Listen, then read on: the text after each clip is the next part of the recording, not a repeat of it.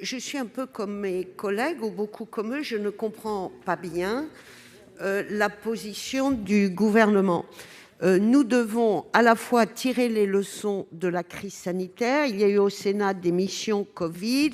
il y a eu un certain nombre d'autres rapports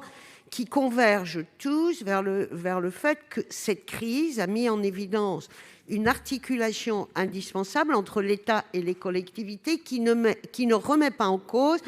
la compétence régalienne de l'État en matière de santé. Toutefois, on a vu que l'ARS seule n'était pas en capacité d'agir si le bras armé que représentent les collectivités n'était pas mobilisé. Donc il nous faut tirer les leçons de la crise et en même temps, il faut que l'ARS soit capable de gérer la crise et de gérer le long cours qui reviendra à un moment.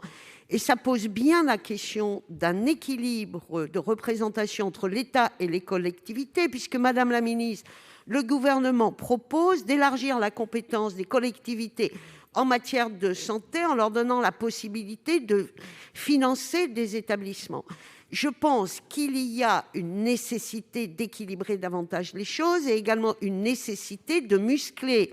les délégations départementales dont on a vu, et ça n'est pas remettre en cause les personnels que dire cela, qui n'avaient pas été formés pour gérer les crises et qui, quand même, parfois, ne savaient même pas qu'ils pouvaient appeler un président de département pour gérer un cluster dans un EHPAD,